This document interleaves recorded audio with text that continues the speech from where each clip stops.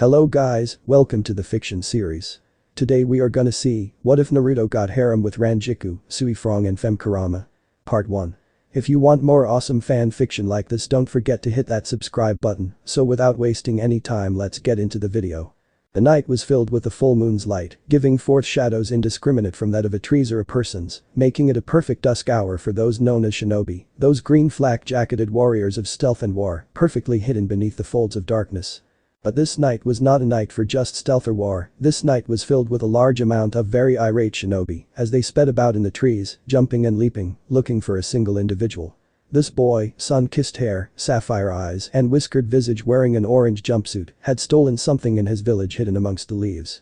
The scroll of sealing, it was called, and the boy, a mere youth, had up and stolen it, spiriting it away to a shed in these darkened woods. Far away from his village and far be it enough that he ran that he could study its ancient writings.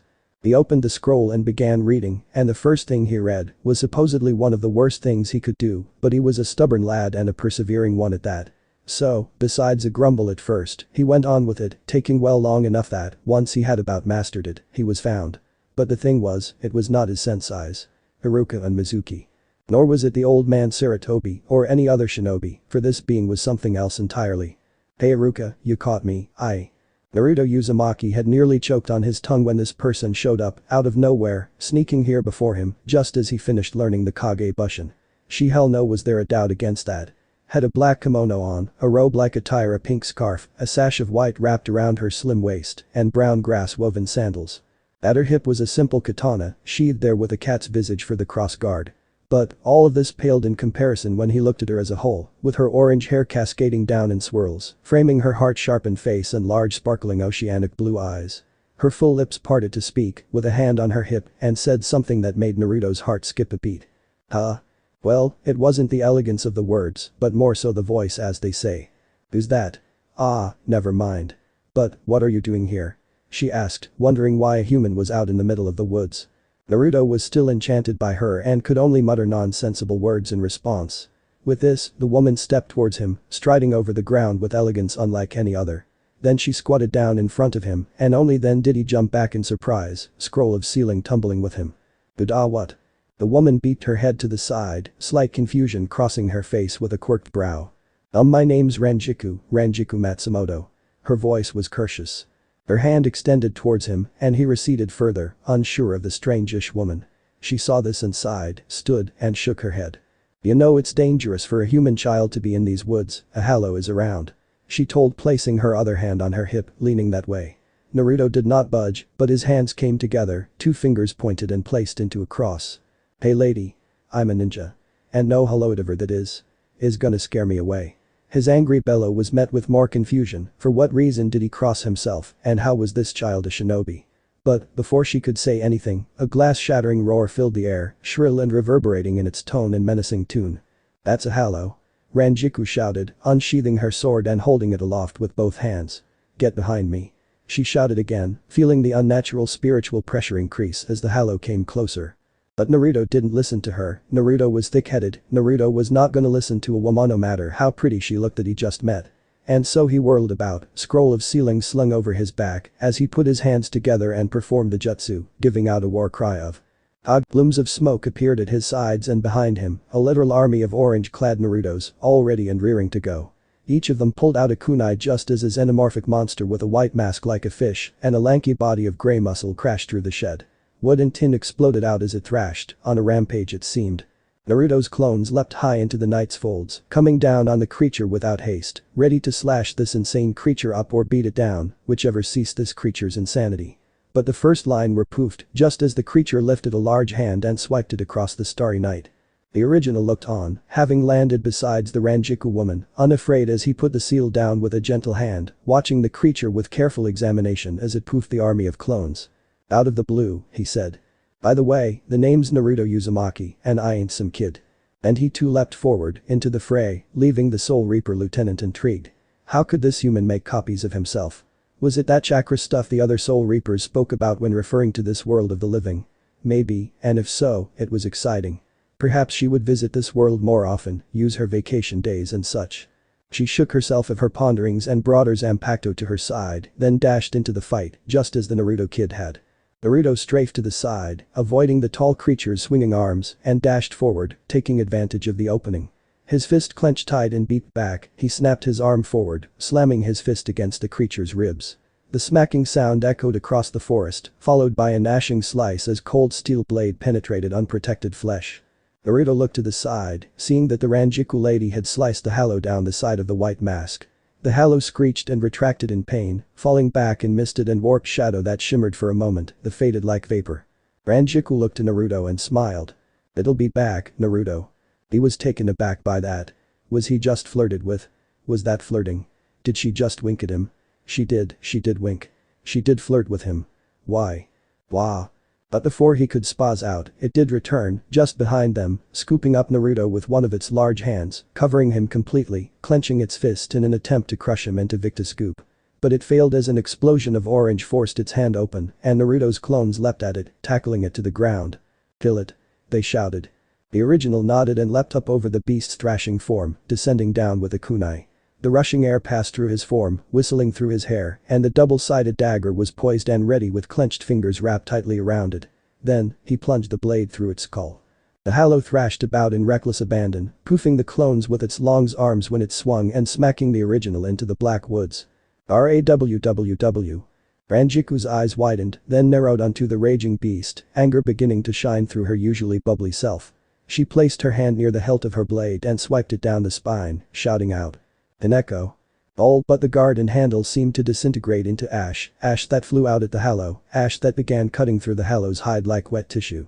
It raged against the pain though, thrashing more and more, throwing the ash to the side but before it could fully succumb, its hand flashed out like lightning, grabbing the Soul Reaper and holding tight, squeezing her and threatening to break her with its mighty grip. The ashes stopped as she feared she would cut herself, and the wounds on its body slowly began to close. "No, you don't." A rough voice broke between the night, gruff and determined it was. Rangiku twisted around as best she could, grunting through the pain, and saw Naruto, his orange jumpsuit torn and in tatters, threadbare and red with his own blood. But he stood amongst the pain, arms lax at his sides, a fire of determination blaring in those sapphire orbs. His arms raised, forming the cross-hand sign, allowing the chakra to mold through him, the burning energy forming several hundred clones out of thin air. A clone stood next to him, transforming into a large shuriken, which he caught. "I don't know who you are, or what you want, lady." Half of the clones above him turned into the same-sized shurikens. "But I will not stand for reckless killing." The other half grabbed the transformed clones. "I won't allow any innocent to die." They pulled back the giant throwing stars. "I am Naruto Uzumaki. And one day I will become the Hokage. Believe it." And they let bare the hail of shurikens, the black mass eclipsing the moon itself in their own magnitude, bathing both the creature and the Soul Reaper it held in a sharp looming abyss. They came down, and Rangiku thought she was a goner, she thought she was going to be ripped asunder by hundreds of those deadly things, she thought that Naruto was going to hit her along with the halo, and she closed her eyes, believing that, as they were but a second away from her. Brawl. The halo screeched its final breath as the giant shurikens pierced it, one by one, sinking into it with ease, spraying blood across the now crimson grass, leaving its final breath to shudder out in painful disarray, before dissipating into a burst of black ash, the disintegrating body flowing through the crevices of dimensional space and time, while its conciseness plummeted into oblivion. And no more. Poetic stuff, but that didn't matter to Rangiku, as she fell from its dispersing grip, falling to the ground on her hands and knees, gasping in short breaths, taking in as much as she could. When she looked up, she saw Naruto, standing there, hands still extended in the fashion he had let go of the shuriken clone. His breath was ragged, his body shaking, exhaustion, taking its vicious hold onto him too. His eyes went half-lidded, then, he swayed on wooden legs. Back. Forth. Left. Right. His eyes shut fully. And. Thump. And he was knocked out cold, falling face first on the ground. Ugh. His groan reached the orange-haired woman's ears, and she smiled, giggled, then chuckled, then laughed hysterically. She was a bit tired too, and her jovial laughter was groggy and, if the boy was awake, cute. But he wasn't, he was out cold, and she couldn't leave him. Especially not with the sign of just a halo around there, always could be more, and she had a feeling she and this Naruto would see more of each other. Who knew, maybe she'd train him, he may not be a Shinigami, or have a Zanpakuto yet, but it was worth a try, especially after the fact that he killed a halo. Very few humans could do that, even a shinobi. She stood woodenly, swaying as when she drank too much sake, and came towards him, picking him up with ease as her strength returned. She shouldered him and allowed her Zanpakuto to reform back from its Shikai to its normal state of being a katana. She may not have Bankai, but that didn't matter to her, she was a lieutenant and could compare to a captain level. Oh? She stopped, sheathing her sword, and looked down at the scroll the boy had not but a few minutes before had. A large scroll it was, holding secret shinobi and civilian alike, and a certain head of research and development captain would love to look over, would kill for. But she had no desire for such a thing, no will or reason to pick it up and learn from it. She grabbed it anyway, deducing that maybe the leader of this place would desire to have it back. But that in hand, and Naruto in the other, she stepped away, spiriting him toward somewhere. She would return to Soul Society in a few hours, the morning light coming, so she'd just have to tell her Captain Lie that the Hallow was difficult, take a vacation day, and come to the world of the living, not the one she would usually visit, but this one. She dropped off a scroll in the Hokage's office, or what she could tell by the sign, up in the tan and red round building, and finally left Naruto off atop what looked like apartment complexes.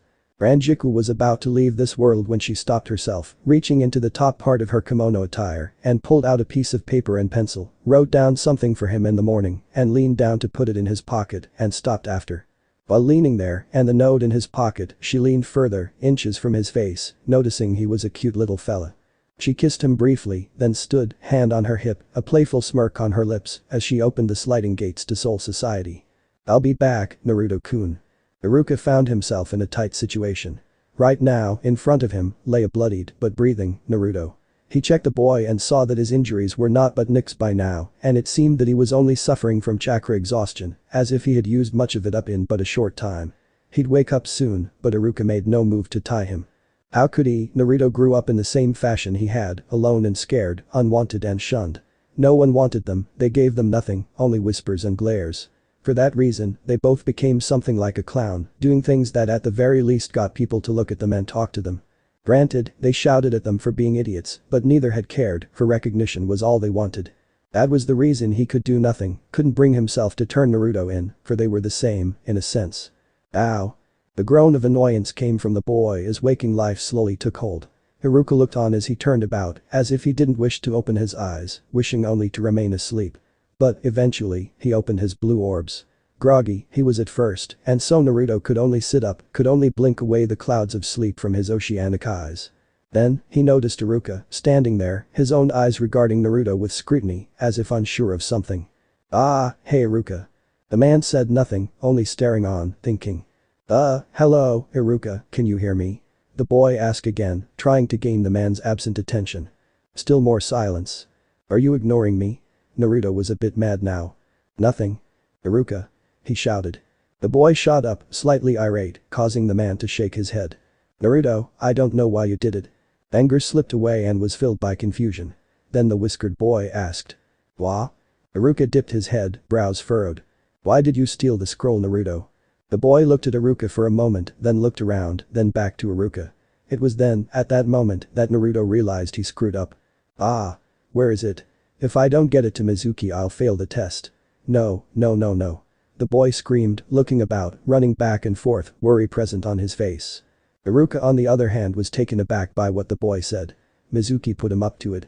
And he knew Naruto wasn't lying either, he knew the boy well enough to see how terrible at it he was. Plain and simple, he could not lie, even if he tried. But that didn't shock him, no, it was who put him up to it that surprised Iruka. His friend, fellow teacher, fellow shinobi, had betrayed the leaf. But why? Why would he do that? He realized that Naruto was still yelling and grabbed the boy's shoulder, stopping him. "Naruto, Mizuki told you to do this, right?" A nod.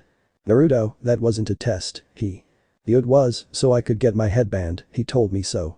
The boy was defiant. "He lied to you, Naruto, he wanted you to steal it for whatever reason." He honestly didn't know. Silence hung there for a moment until Naruto brushed the man's hand aside. "I don't believe you." His voice was low. "Naruto, You've been so hard on me, and no matter how hard I try, you just keep failing me. So why should I trust you? Mizuki was kind to me, he was giving me another chance, a chance you didn't give, he was gonna let me pass. But you keep pushing me around." It was an angry tone, turning furious. His voice lowered further. "I hate you." Iruka bristled at this, his own anger beginning to broil and writhe within him as Naruto talked about how he was unfair to him. But those last words, toppled with the last night events and the betrayal of his friend, pushed Iruka over the edge. "You know nothing." And Iruka slugged Naruto across the face, making stars explode before the boy's vision, dotting his eyes with pinpricks of white for a moment as he tumbled back on the rooftops in a tangled mess of limbs.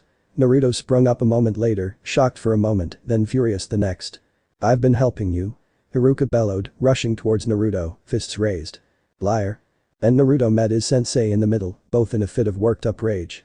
Naruto caught the first fist but was blindsided by an elbow to the cheek as Iruka followed through with his momentum. Recovering, Naruto swung his leg around, side-kicking the man in the gut, driving him back a few steps. The whiskered blonde leapt up and came down, foot extended.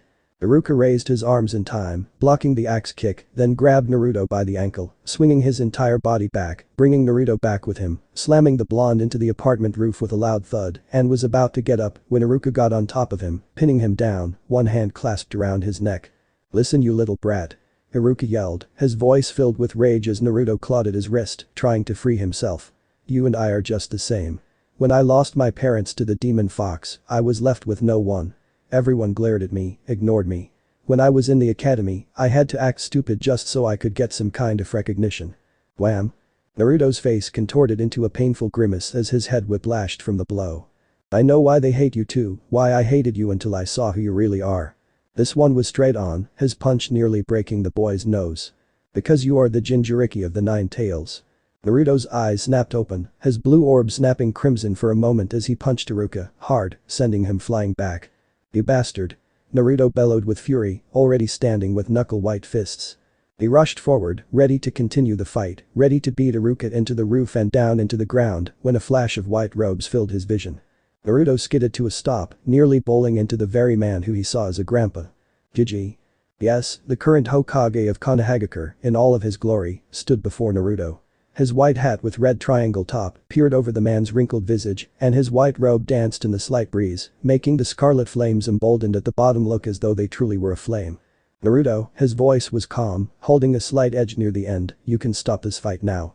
It was a warning for him not to continue the fight, lest he enrage the man and dwindle his patience.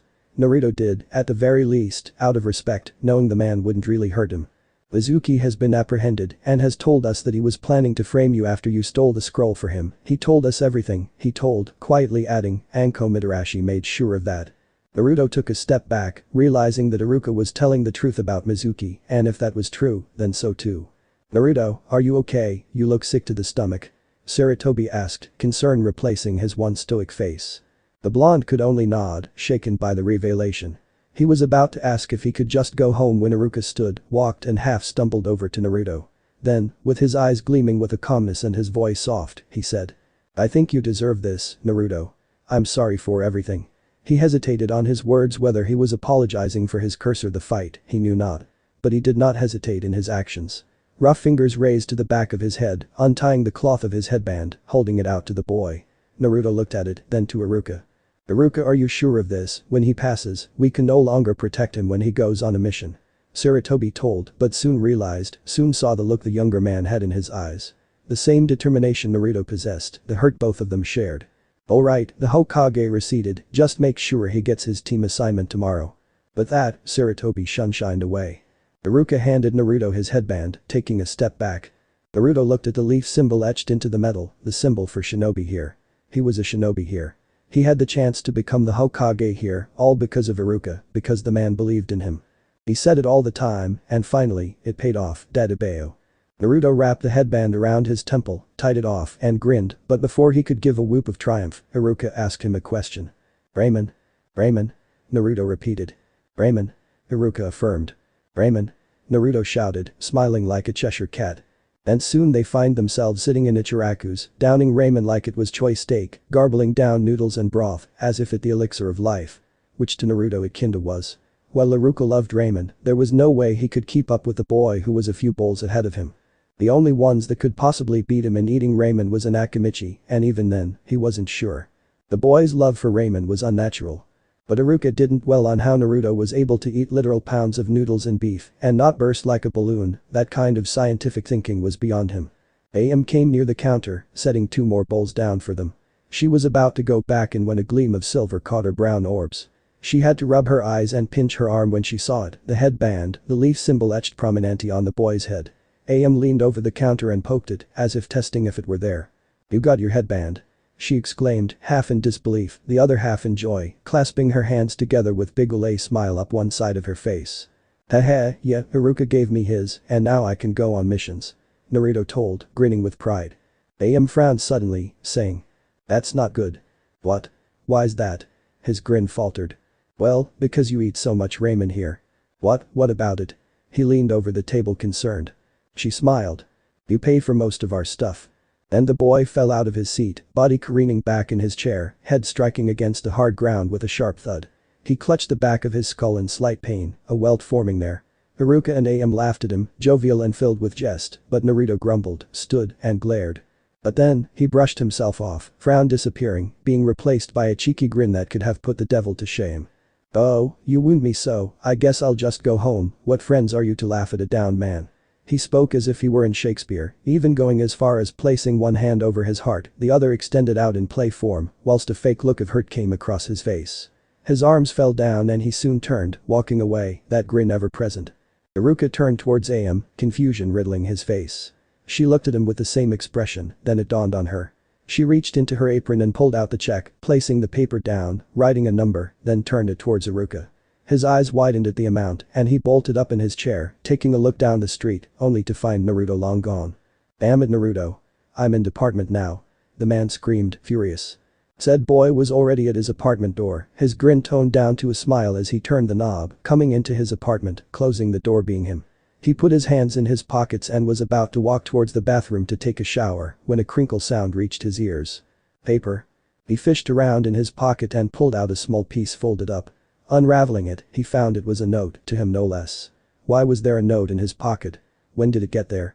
Last night. And why did the handwriting look girly in his opinion? Then, it hit him.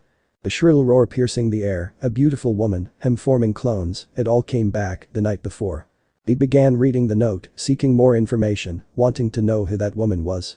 The more he read, the more he looked for answers, the more questions he had. What was Soul Society? Why did she call herself a Soul Reaper? Apparently, she was coming back too. What was going on? Naruto walked over to a trash bin and dropped the note in, dragged his feet into his room, collapsing face first on his bed, and gave a groan. He mumbled out a sharp curse and flipped over, his forearm crossing over his eyes to shade himself from the flickering light bulb. "I wonder when she'll be here, if she's real." Naruto spoke aloud, thinking he was going nuts. For all he knew, someone planted that note on him, just to mess with him. And that hollow he thought was just a fevered dream when he was knocked out by something, somehow. He just wanted to forget it all, leave well enough alone, forget the dream and note, sleep, and wake up for the team assignments tomorrow, be the shinobi he was meant to be. He moved his arm and saw the light was still fading in and out. "I just changed that, why?"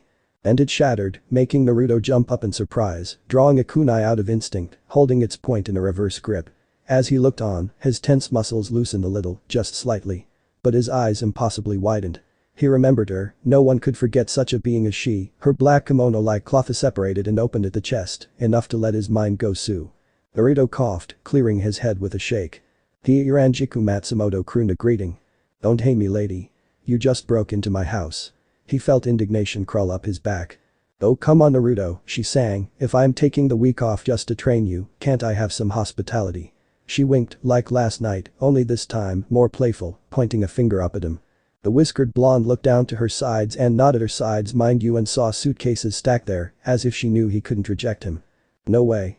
You can't barge in and expect me to." His tongue fell limp in his mouth, parched and dry as she leaned over, holding the edges of the top of her kimono attire, preparing to part the veils too. Naruto looked away, head turned, yet his eyes wandered back a few times whilst he stuttered worse than a lamb. "If you don't let me stay," she began her sweetly voiced threat, pulling the curtains of cloth aslight, "I'll make you." Her voice was intoxicating, and her actions persuading. She tugged a little more, threatening to lay bare herself. Okay. Just don't run around here naked." His voice was high, whiskered cheeks flushed crimson, and his eyes darted like flies, up to her grinning face, and down towards her large chest. She stood more upright, pulling the kimono a bit tighter, still leaving him in well enough sight of her ample blessings. She grabbed hold of her suitcases, and as she walked out of the room, looked back for a moment to smile cheekily at him, then walked out towards the front room. Naruto's back hit the wall, the kunai clattered to the ground, and he slumped to the pillow on his bed, very unsure of life and all of its animosities. Rangiku returned shortly after, wearing hay-colored pajamas with little sheep dotting the top and bottom halves, jumping over fences and such. Her curves were defined even more now, giving Naruto full view to her assets as it were. You really are moving in, aren't you? Just for the week, all 7 days, just for you. She told, smiling gently for once. His head bowed briefly, then shot up, a bit of concern on his face. Then where you sleep? Her eyes drifted to his bed. Oh come on lady. Please? Rangiku asked, not too flirtatious this time around. Where will I sleep then? She shrugged. He about fell out of the bed. And then she giggled. Ugh, it was a sweet sound, like chimes rustled beneath the wake of a gentle wind, but it bowed him to her will nonetheless, just enough that he came off the bed and let her be. She skipped towards it and hopped up onto it. Rangiku flipped around, sat up, swung her legs over the edge, and beckoned him closer. Hey, tomorrow, I promise I'll teach you some things. Her voice was sincere, but the words prompted him to ask. What exactly are you gonna teach me? I'm already a ninja, what else is there to learn? She arched a brow at him, then lowered it, then smiled that brilliant smile, pointing to one last case she left in his room. It was long and slim, so it didn't have clothes that much he could tell, but when he looked back at her, her face was stern. When you open that case and hold what is inside, you will wield a weapon capable of immense feats. Do not open until we finish your training. Naruto took a fumbling step back, seeing a side of this beauty he hadn't yet seen before. Got it? She asked, still serious. He nodded, with a gulp. Okay. And with that, her bubbly self was back. Laying down on the bed, allowing her voluptuous hair to cascade out. She shifted back onto his pillow, wrapped herself up in his sheets, and smiled brightly at him. Your training begins tomorrow, so don't forget. He told her that he was going to be at the academy, getting assigned to a genin team, to which she shrugged off and said. Hey, I guess you'll have to work into the night then. She smiled gently, as if to say that it couldn't be that bad.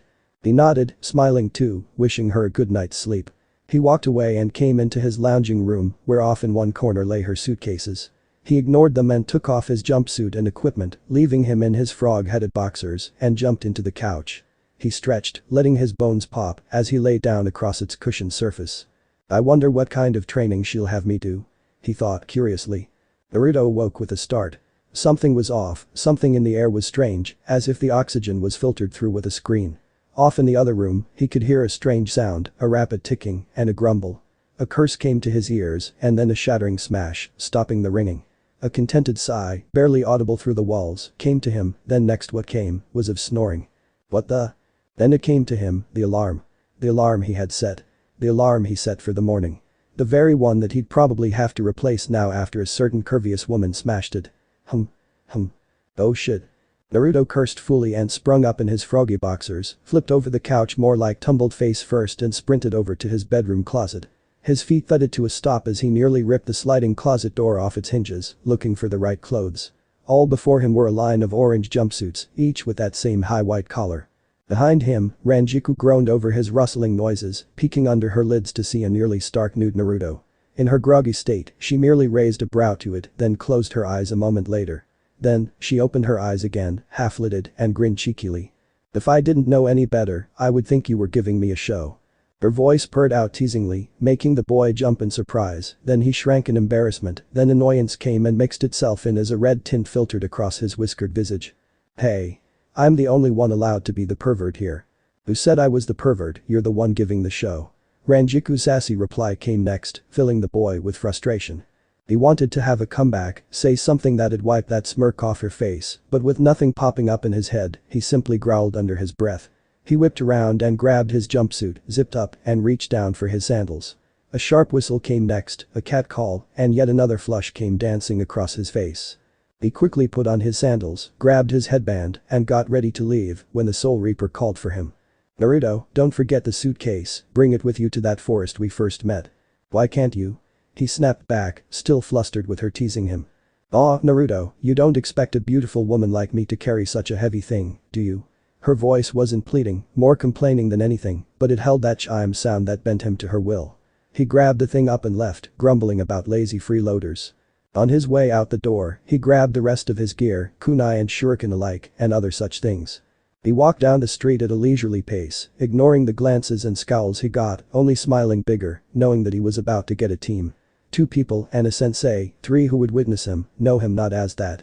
He was the jailer of the Nine Tails, and although the knowledge explained why people gave him the cold shoulder and wouldn't open up their hearts to him, that didn't make any of it better. But, he supposed, it could be worse. He could have been the fox himself, could be trapped and never to be let out, never to taste freedom, never to see the world through his own eyes. The thought ran a cold chill through his spine. Soon, he made it to the academy, stepping through its doors he'd stepped through thousands of times before. Walked the halls he'd walked many times.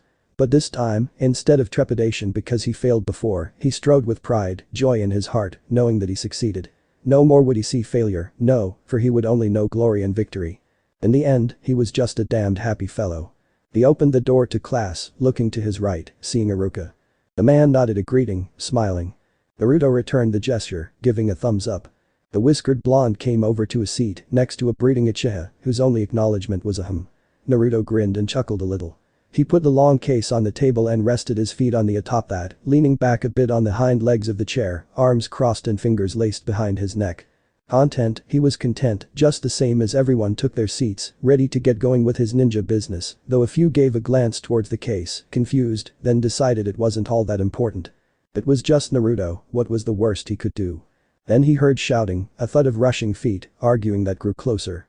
He recognized those voices, Sakura and Ino. The pincat and blonde, both extremely terrifying when they desired to be. Something told him, just as they burst through the door, that he shouldn't be sitting where he was. He couldn't think of why, after all, he was just sitting next to two. For the second time that day, Naruto cursed. And the wrath of two girls came down on him. Launched from his chair like a rocket, he was. His face being slammed against by two white-knuckled kunoichi, his body rising to the ceiling before falling onto the floor below. The back of his head struck first, funny how that happened so often, and the rest of his body bounced from the sheer force. It was then he remembered why he didn't sit next to Sasuke, because of two overly obsessed girls. That'll teach you to sit next to Sasuke-kun. The pincat roared about like a hollow then. Yeah?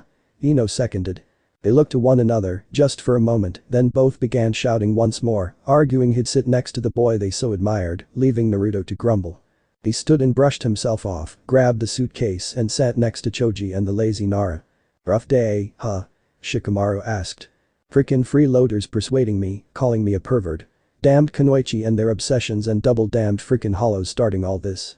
Naruto continued on, mumbling obscenities, making Shikamaru and Choji to scoot a bit further away, wishing not to aggravate the livid blonde any further.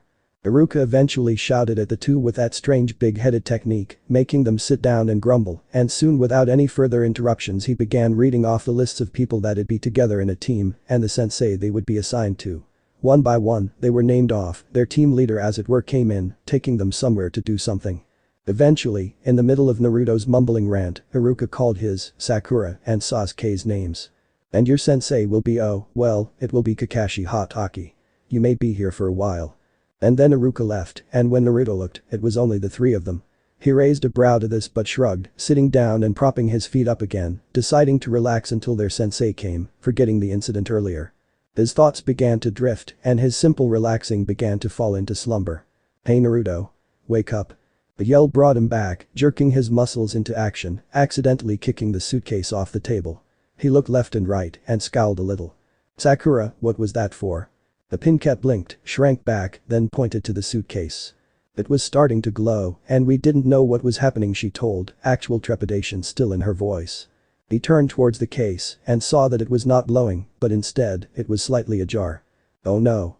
Naruto got up and kneeled before it, ready to simply shut and lock it, but retracted his hand when indeed it began to emit a light from itself. Sakura got up and pointed at him, as if in her own accusation, telling him she were right. But Naruto didn't hear her, he didn't hear Sasuke get up and look down with actual interest, didn't hear them step closer to him and the light-bearing case. All he could hear was the whispers. Someone, their tone a deep drum beat, graveled with a scent of power and strength, it called out to him, wishing, pleading to be held, to be used, to do as he wanted. Naruto's hands fell on the case, but he did not close the case, no, instead, he opened it. Light did not pour forth and shoot into the sky, nothing jumped out at him, instead, the light stopped, ceased to brill out. What he found was a simple katana, a standard-looking piece, only shined enough to gleam. Yet still, the voice persisted, as his hands came down onto its simple handle, the voice no longer a whisper, now only a stern voice of action, saying only 3 words. Say my name. Inside the gleam of the blade, he saw a reflection of a balding man, middle-aged, squared glasses and flannel shirt with brown jacket. Below he wore simple jeans and dirty boots. He and Naruto stared at one another, the man squinting in the scenery of a desert. The whiskered blonde hadn't noticed that he had already picked the blade up, but he did notice its change in size. The simple-looking katana had grown longer than his own height, yet it still retained the very same style, single edge with a flat guard. Naruto began to mumble something, maybe the being name. That sword. It's such a strange shape and size. Naruto turned to her, wanted to say something she'd hit him for, but stayed his tongue. He turned back to the sword, finding the reflection gone, the balding man, the desert behind him, gone. A pang of sadness hit him then, for some reason, wishing to know the name of the man he'd seen. It was odd, the connectiveness he'd felt, as if they were the one and the same, despite the appearances. In the end, he could do nothing but let it go, for now. He sat back down, laying the sword on the table, staring at it for a little bit, before finally relaxing once more. "Hey, where did you get that anyway?" Sakura asked, quite curiously in fact. "But the sai," he said. "I have no clue where it came from, but he stopped, realizing that if he told Sakura that a woman of such curves gave him this, in the way he was going to say it, he'd be punched hard. "The nice lady gave this to me." She looked at him for a moment, then shrugged, thinking the thing had been hinged to make it look impressive. "Okay," she said at last, as she and Sasuke sat back down. Back at Naruto's, Rangiku was just starting to get up, her slim belly growling with hunger. She groaned, sat up, and groaned some more. "Why didn't I have him make me breakfast?" She hopped out, agile as a cat, and strode towards the kitchen, her objective, a strange concoction of food that only she would enjoy, so long as they weren't bamboo shoots, nasty things. Rangiku made it to the kitchen, tying an apron around her waist, and got to making herself something good. She grabbed a pot and began putting eggs, leek, and everything else in the kitchen went flying into the pot as she added more strange foods into the odd concoction. A few minutes later, she was finished and took the contents out of her pot and onto a plate, breathing deeply of its delicious smell. She was about to gobble it down when it hit her, a spiritual pressure she hadn't quite felt before. She got up from her shock, starting for her Shinigami clothes when the power began to rise even higher, then, it stopped. Mouth ajar, she turned towards the direction she felt the power come from, and in that moment knew who it was, with the slight familiarity she already had with it. He opened the case. She looked back at the bowl of purple slop she called breakfast, then back towards where Naruto exhibited his spiritual pressure. "DSK, damn kid, I hope he didn't blow up the academy." And she sat back down, eating her food. Back at the school, Naruto sneezed, rousing himself from slight slumber, then felt a chill run down his spine. What was that just now? He felt as though someone had mentioned him, and not in a pleasant manner either. But he shrugged it off, grabbed the large sword on his desk, and headed for the window. When he parked his feet atop the windowsill, sitting on his haunches, Sakura asked what he was doing. "I'm tired of waiting, I'm gonna go on the roof and train," he told, about to leap out of the building side. "Why would you practice with a hinge?" He stopped, head tilted back, eyes squinted at her, as if in question. "Do you think this is a hinge?" And he left, with both Sakura and Sasuke confused and the latter intrigued.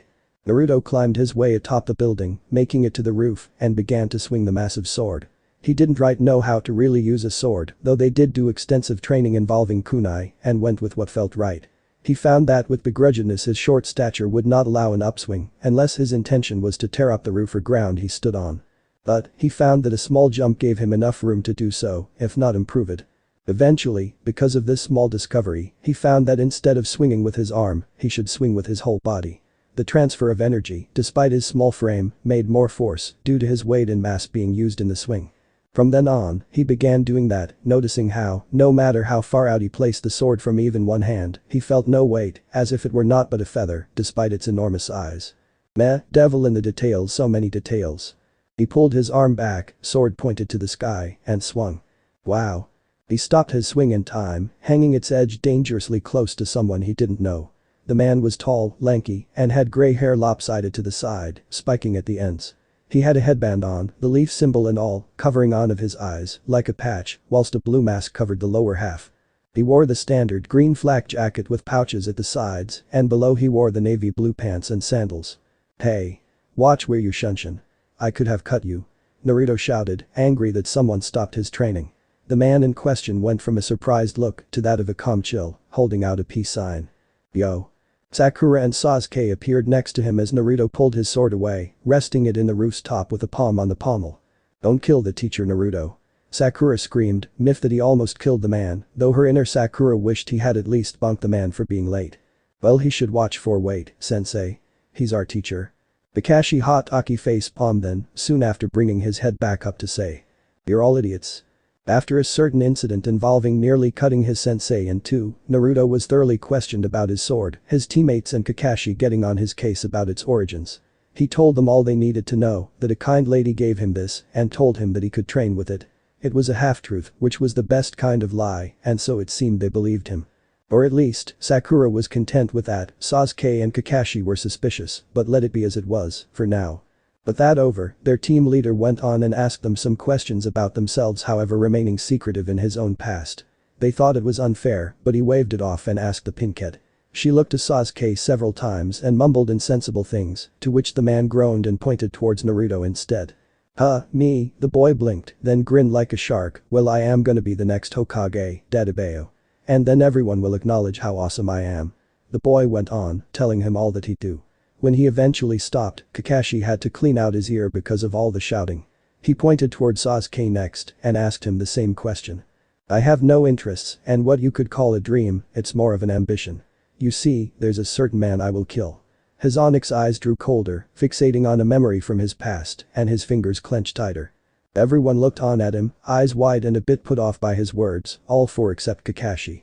With all introduced, Kakashi told them that there would be a test tomorrow, down at a training ground. He went on to give specific instructions of what time to be there, early morning, and that they were suggested not to eat because they may puke. They all moaned about it, cursing slightly, but nodded nonetheless as he dismissed them for home. Naruto did go home, seeing if Rangiku was still sleeping and being lazy. To his surprise, she was not home, and instead there was a note saying that she was in the forest they had met, and it told him that as soon as he read it, he should head there with the sword. Wondering how she knew that he had uncased the blade, Naruto left for the woods, slightly sheepish. If she knew he had opened the case, then what would she do? She said not to, unless he was ready, but then again, maybe he wasn't in trouble. Maybe it was when he learned the name of that guy in the sword, maybe that was the power she was talking about. They eventually made it back to the shed they had met, though now it lay in shambles, yet she was nowhere in sight. Hello, Naruto. A soft whisper in his ear made Naruto leap high, then he turned, facing the blessed buxom broad. Hey, don't sneak up on a guy like that. He shouted, feeling his heart pound faster. From the soft whisper or the surprise, he couldn't tell. She ignored him and instead inspected the sword. She was surprised by the size, seeing as how he was about as tall as her captain, but knew that he just had enough control over his Ryuko that it wasn't any bigger. When she got close enough, she found that he, in fact, had not activated his true Shikai, probably why it still looked like a katana in style.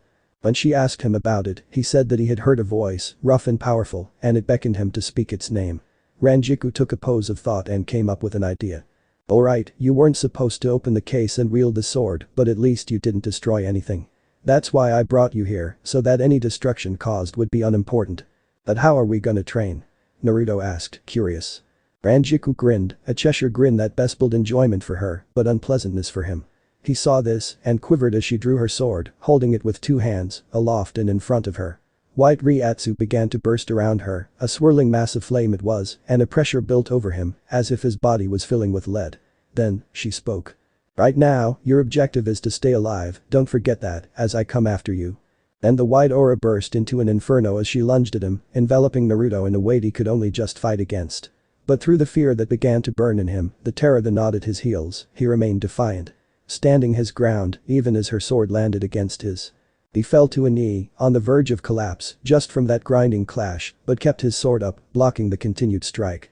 She pulled back and threw her sword at him again, and he blocked that way too. Rangiku slid his sword above his head and kicked him in the chest, sending him into the trees, an impromptu rocket of orange he was as he crashed down into the ground. He stood a moment later, his legs swaying beneath him as Rangiku came out flying like a banshee, upswinging her blade against his. He could barely meet her blade with enough force to block, and Naruto found himself whiplashing from the blow. Rangiku threw swing after swing at him, and he barely blocked them, and a few times he nearly found his head rolling down a hill, but Naruto was stubborn. Naruto persisted, despite the fear. Naruto kept at it, realizing that he had to keep blocking, find an opening, something. But no matter what, he knew that he could never take his eyes off of Rangiku, because when he did, she would punish him, swing harder, forcing him to pay attention to her and everything she did. Then, he caught her off guard, he had finally found an opening, and he took full advantage of it. Swinging down, he passed through her guard, cutting something, he didn't know what, he was too enwrapped in the fight to rightly know. Soon after, he brought his sword back up in defense, ready to parry any oncoming attacks, ones that never came. The world came back into focus and Naruto could now see why she stopped attacking him. He hadn't cut her, no, instead, he had cut her obi, that wrap that kept her clothes on even though the top was already about open.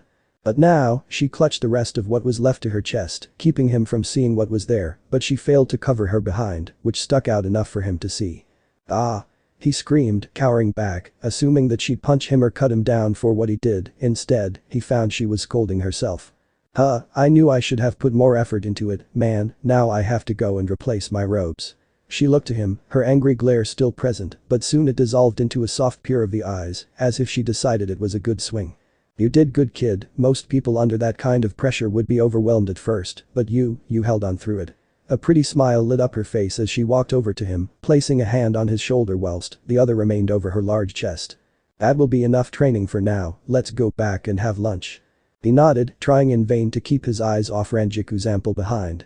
If she noticed he was staring, she did little to dissuade it from him as she flash-stepped home with him in hand. He asked how she did that and she said she would teach him later, for now they needed to eat and get ready for tomorrow. Naruto told her about the bell test tomorrow and she told him that whenever he came back they would train, as with any other time. She changed into simple citizen clothes and had him cook some ramen, finning a whole stockpile of it earlier and proceeded to eat once it was done. When night came, Rangiku asked if he'd like to sleep in his bed with her.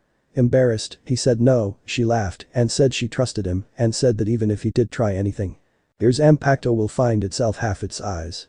Reluctant, especially after that, he nodded, striping to his boxers as she hopped in before him, thankfully wearing her sheep pajamas. He got in next, whiskered cheeks redder than a ripe tomato, resting his heated head against the pillow. Naruto felt her shift around, her back to his, ready for sleep too.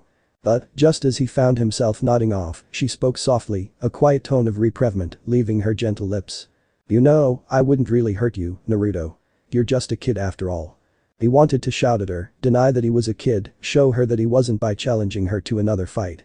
But, surprising himself, he kept silent, feeling down, deep down in him, that at the touch of her words, it rung a bell of truth.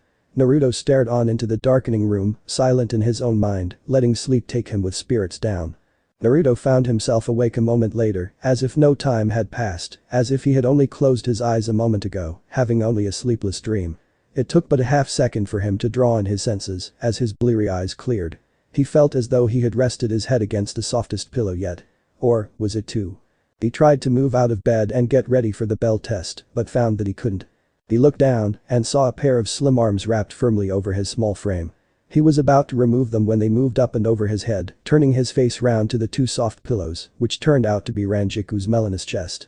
Naruto nearly lost his mind then, being so close to such grandness. How did she not have back problems?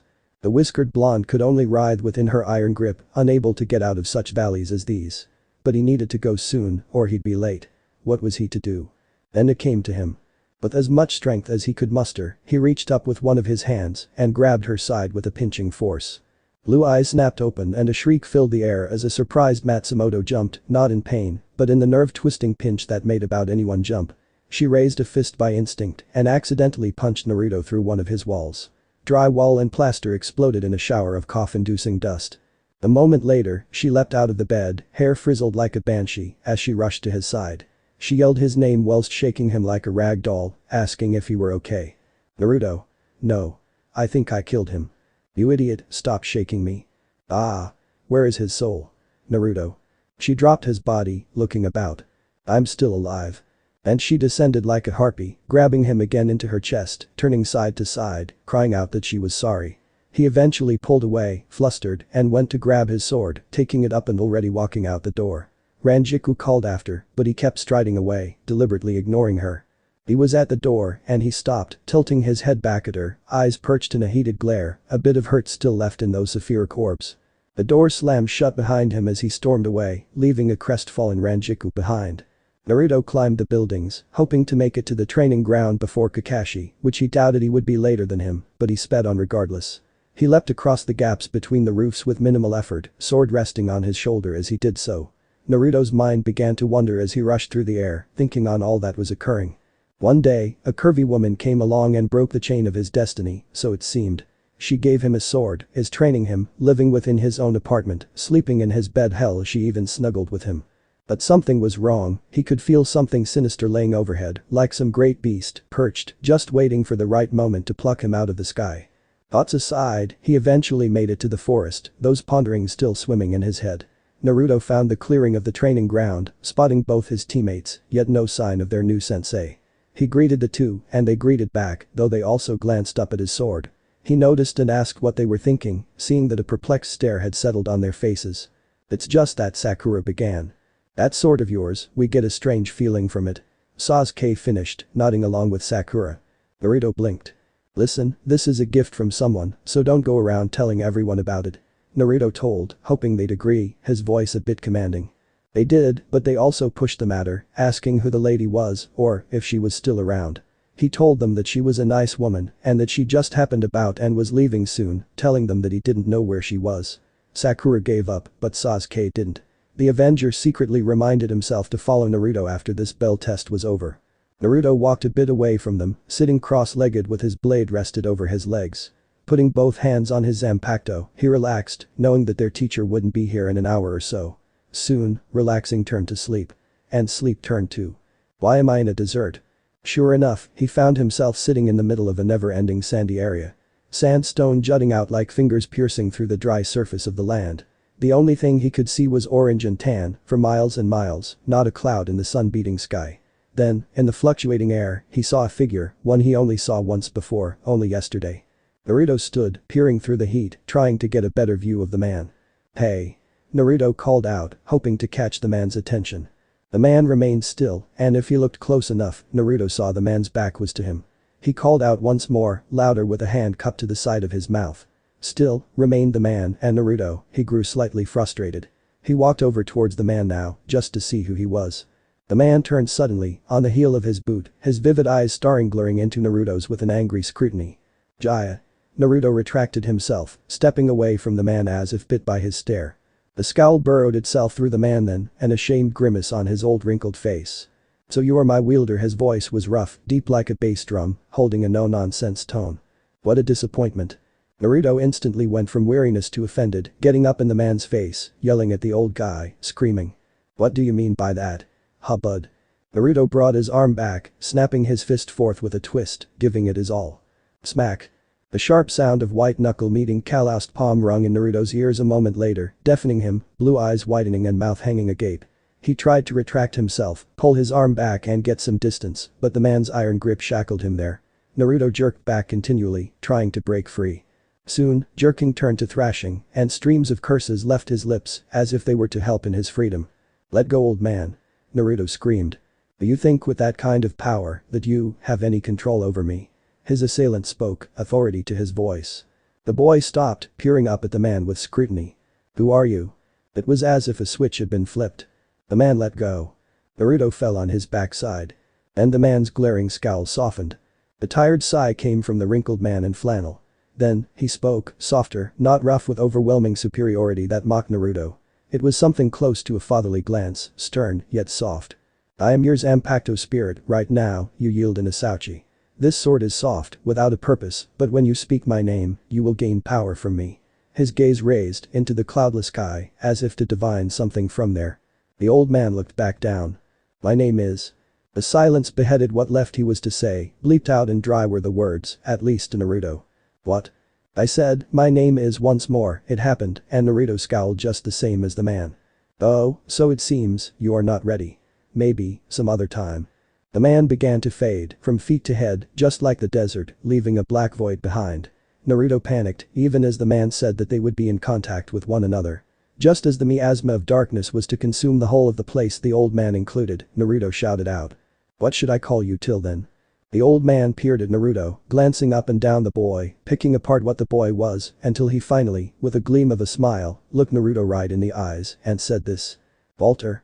Naruto woke from the strange world, blinking his bleary eyes from the clouds of sleep. Then he felt a poke. Several pokes. Someone was poking him insistently. "Why? Stop doing that." The girly scream filled the air with a horrendous wail, forcing all but the screamer to cringe in pain. Kakashi deadpanned, clearing his ear with a pinky. Sasuke and Naruto seconded that, both nodding with a jonin. Eventually things got back on track, and Kakashi began explaining what was going to happen. First, they had a set time to get 2 bells, and the one who doesn't gets sent back to the academy. Sakura and Naruto both hated the thought, while Sasuke seemed unaffected, more or less determined to get the test done and over with. Kakashi set the timer and told them to go ahead to come at him with everything they had, with the intent to kill. All of them leapt back into the trees instead, completely hidden. Well, at least they have stealth down. The cough brought his attention backwards. Except you seem content on being so revealed. Well, I ain't the normal shinobi. Naruto Uzumaki bellowed, bringing his sword down to point its deadly tip at the masked man. I'm gonna be the next Hokage, Dadabeo. And if you don't believe in me, here he pulled his blade back across his side, you're about out of luck. And he swung. That wasn't very nice, Naruto. An ominous voice arose from behind him, and Naruto saw him make the tiger seal, 2 fingers tightly held and poised behind him. He thrust his fingers forward, ready to poke Naruto severely hard right in the spot most men preferred others stay clear away from. Naruto swung his sword back, cutting deep into the earth, blocking the fingers with the flat of his blade. Kakashi drew back, surprised by the move, but stilled himself, knowing the boy was just as surprised that he was attacked in such a way. With Naruto pulling his blade from the earth, Kakashi adopted his cool-headed demeanor once more and reached in his back pouch. Thinking he was going to bring out a kunai or shuriken, Naruto brought his sword up to block, only falter when instead, the man brought out a pervy book. Shinobi Rule of Fighting Number 1. Taijutsu. Naruto's mouth hung agape, so much so that a fly could come in and out, and he would never know. Are you making fun of me? Naruto shouted the next second, anger brilling up his spine, muscles taut and rearing up like a spring. Then he moved so fast, the air rushing past him was too much. Too fast. Too fast. Naruto skidded to a stop, turned around, and found that Kakashi was nowhere in sight. In fact, he was lost himself. What was the just now? Was that flash step? Had he just performed flash step? But he had done it too well now, and he couldn't see the others or the clearing. Then, he decided that maybe this could be an advantage to him, maybe their sensei was just as surprised as he was. But Naruto wasn't surprised now he had an advantage. All he had to do was take some time and practice this new ability, just take a bit of what time he had, so that he could beat that unnervingly calm man into the dust. Back in the clearing, Kakashi was surprised, and so too was Sakura and Sasuke, all 3 very surprised. First it's a sword, then it's a mysterious woman, now he does this. It wasn't quite a shunshin, that's teleporting, but this is something else entirely. It was a high-speed move, that's for sure, but of what the Hotaki pondered aloud, putting his book away. His senses screamed at him a moment later, and he leapt back as a hail of kunai plunged into the dirt, right where he had been. Kakashi whirled around and smacked away a pale fist before it could collide with the back of his head. Next he ducked beneath a swirling kick and brought out his own foot, knocking his assailant over. Sasuke whirled back up, unfazed, launching fists at the man. Kakashi blocked some, brushed others to the side, and caught one. Holding tightly, he rolled back, slamming the boy into the ground with a harsh thud. Kakashi brought out a kunai and threw it at the boy, only for the Uchiha to poof into a log. My students appear smarter than they really are. Soon after that, Kakashi walked away into the timber, deciding that if they were to even come close to getting the bells, they'd have to come after him. A few more minutes in, and Naruto had gotten used to the flash step, not to say he had completely mastered it, but that he was comfortable when he did it and now could go where he wished. With this move in hand and his sword in the other, he began searching for the Hotaki. He found the man, setting up a trap, one so that if stepped on, it would wrap around the leg and string them up in the tree. Naruto noted that and grinned. Out of the brush he leapt, sword behind him, trailing in his wake. Kakashi was put off guard by this, even as that sword was swung, its passing cutting the air and making it scream a whistle of pain. The man barely had time to bring out his kunai. And that was it, he blocked as best he could, but Naruto had the leverage and he could do nothing as he was shoved down into the ground. Gotcha bitch. Kakashi regained his senses after that and slugged Naruto across the face. The boy stumbled back with a bloody nose, spat out some blood along with a nasty curse and flung himself at the Jonin once more, and Kakashi did the same. As they fought, the Hotaki felt that something was wrong. How could the supposed dead last come out of nowhere and start fighting him with the same tenacity as a low-level Chunin at the least? How did he perform that technique as well? It wasn't one he had seen before. Maybe if he used his Sharingan he'd be able to find out. The point was proven to him, one that he should have always kept in mind. Never stop focusing on the enemy. He ducked, feeling the hairs on the back of his neck stand on end. A whoosh of air hurtled overhead, and yet, as he whirled with the kunai out, he hit nothing but air.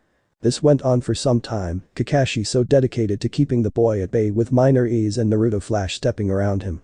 Then, as Kakashi was about to take out his Sharingan, the boy was gone. just like that, poof, gone. He stood up straight, looking around for the whiskered blonde. He couldn't find him. But, as he put his kunai back in the pouch, he felt it. Or, it's better to say, what he didn't feel. I got the bells. Naruto shouted out back in the clearing, looking around for his teammates. Black and pink flew out of the tree line the next moment. What? Sakura screeched, mouth agape. How did you? Sasuke asked next. Naruto became a blur one moment, the next he was back, smiling gently. Something I picked up. Naruto told, grinning now. A moment of silence passed between them. So where are the bells? His grin increased. Meh, I can go through the academy again. He told with animosity, striding away. As he walked away, they felt inside their pockets, a realization dawning on them. No. Sakura admonished. He did. Sasuke spoke, just as surprised. He had left them the bells, and therefore, allowing them to pass, but not him. So shocked were they, that they could not move. Until Kakashi leapt from the trees like a banshee. You. He shouted at the top of his lungs, landing and kidding to a stop in front of them. Pass, he said next. Kakashi explained to them all that this was not a test to see if they could get the bells, but to work as a team, that those who do not follow the rules are trash, but those who abandon their friends are lower than trash. After that, the week went on, with them doing D-rank missions, and Naruto doing Ranjiku's training. He told her all that he had accomplished, with the bells and the flash step. She was proud of him and spoke well of him, praising how well he was coming along. But she also reminded him that there was still a lot for him to do, like learning his Shikai and Bankai. He understood what she meant, and so the week went. He slept in the bed with her still, but nothing happened. Well, she still cuddled and would hug him into her breasts, which by the end of the week, he didn't mind it at all. But it was at the end of the week that she had to leave, and he was sad to see her go, but she assured him that she would try and get another one off soon. After bidding her farewell, he sat in his room that evening, finding that the apartment felt empty, hollow if you will. Maybe it wasn't the apartment, maybe it was him. He missed Rangiku already. The next day, when he and his team went to get another mission, he flat out refused to do yet another mundane D rank. They tried to explain to him that going on higher missions were for higher rank nin, that going out half-beaked was a bad idea. I don't care. Naruto yelled at them. We got the bells from Kakashi, we passed, and we've been doing dumb missions for far too long. He couldn't tell if the old man was mad or just considering his words then. I guess it can't be helped, Tazuna, come in. Apparently it was the later as Sarutobi called out for someone. Out came an old man, wearing an old straw hat and glasses. He was wrinkled, much the same as Sarutobi, and had a bottle of sake in his hand. The short one looked stupid, was his rough words. Naruto looked around and saw that he was the shortest, therefore. I'll kill him. Kakashi held the boy by his collar, holding in a chuckle as he swung his blade about with ease, anything to reach the man. Naruto, we can't go around and kill the clients, just hold that anger in until we see a bandit or two. The boy stopped struggling but gave a sour face. Naruto and the others were currently making their way across the wide waters that would lead to the land of waves. Where one might think that they would be ecstatic to be on their mission, nearing its completion, that person would be very misled. In fact, the trio of genin were on edge, having been attacked earlier by two missing nin. Both had a sharp chain gauntlet between them, wrapping that weapon round Kakashi, tearing him to a shredded pulp of a mess, staining the ground crimson. Of course, they failed to account for him being a joun and a rightly good one at that, as he easily used a log in place of him and overcame the two.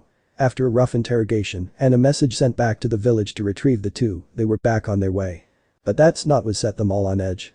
Someone of some manner or other had hired the demon brothers of the mist to attack and kill Tazuna, not mere bandits or thugs as this mission was rated. Now, it was a B rank, possibly an A rank mission, which according to Kakashi, they were not ready for. Naruto begged to differ.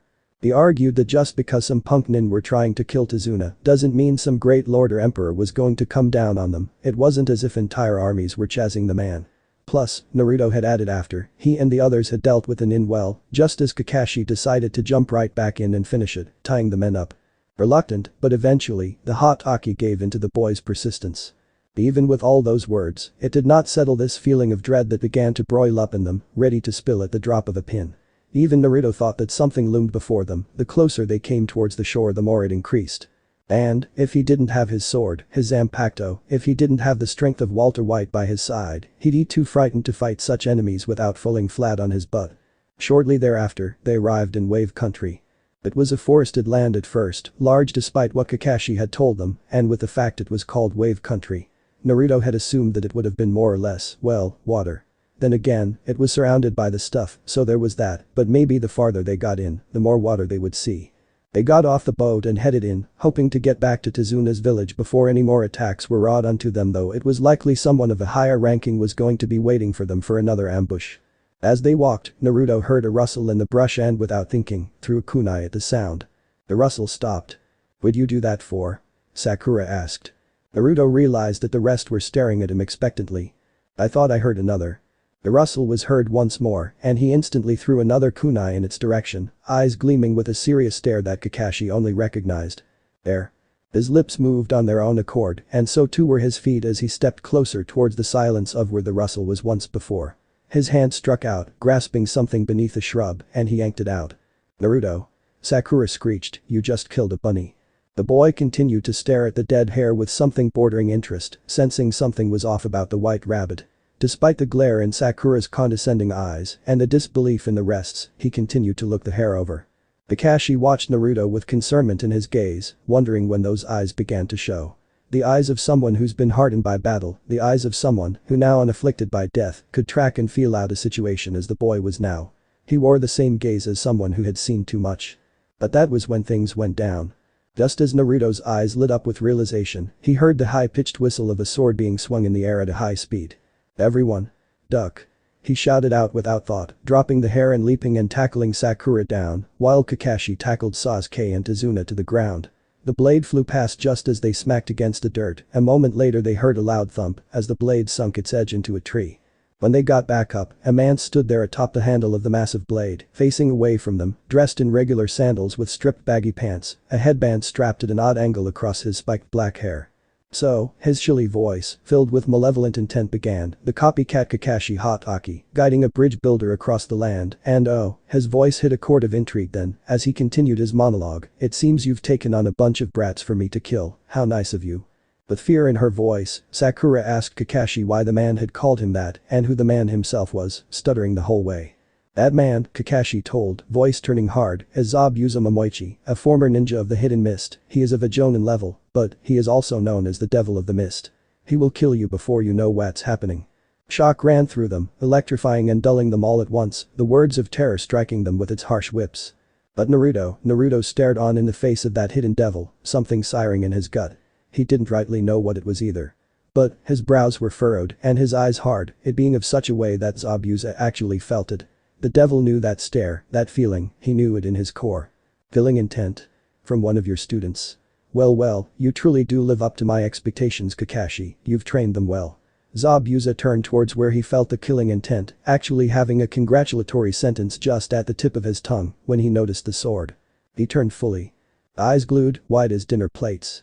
Then, they became gleeful and murderous. "Someone else with an excessively large blade, how wonderful." The grin behind his face wraps was felt through, even as he leapt out, giant head cleaver in hand, coming down as a wrath filled with bloodlust. Naruto drew his Zanpakuto back. Shing. The Devil of the Mist met a kunai instead of another large sword, and Kakashi was the one who blocked him, half of his headband lifted to reveal the Sharingan, 3 tomes spinning a furious whirl of black and scarlet. "So you've finally revealed your Sharingan, eh?"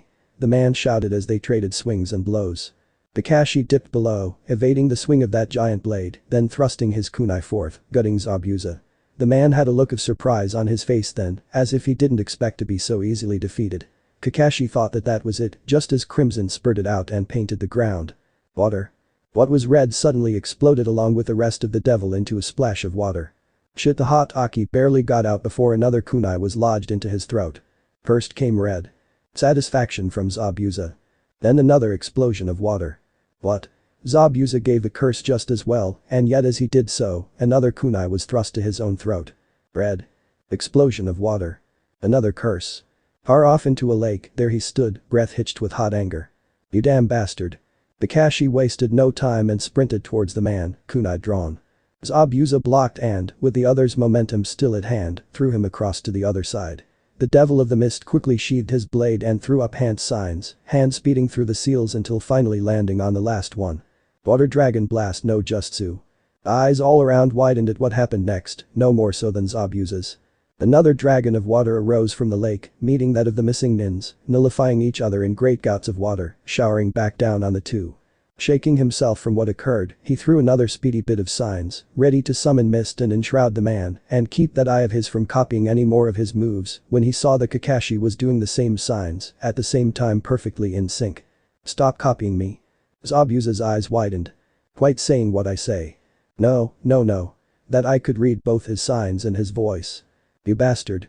He shouted, Kakashi bellowing the same thing. At that moment, a thought occurred in his mind, and despite the battle between them, an ornery side awakened in the man, his mouth had already began speaking for him. "I'm gay." He shouted, intending to have Kakashi say the same.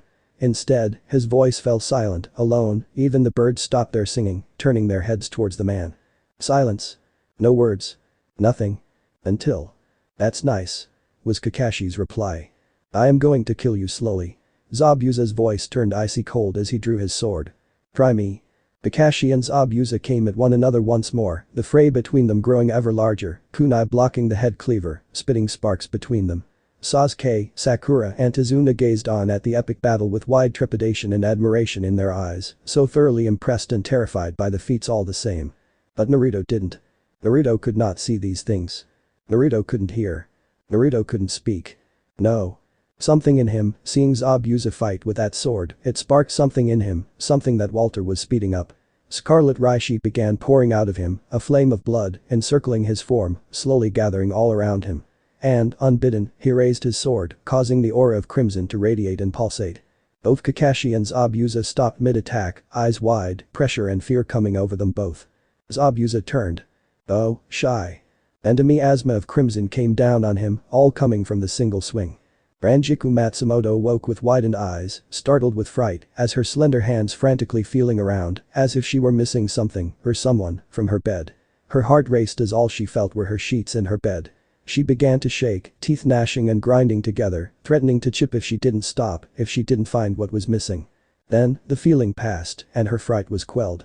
Yet still, she sat, eyes glazed over with an empty glare. What was that? "Matsumoto? Are you well?"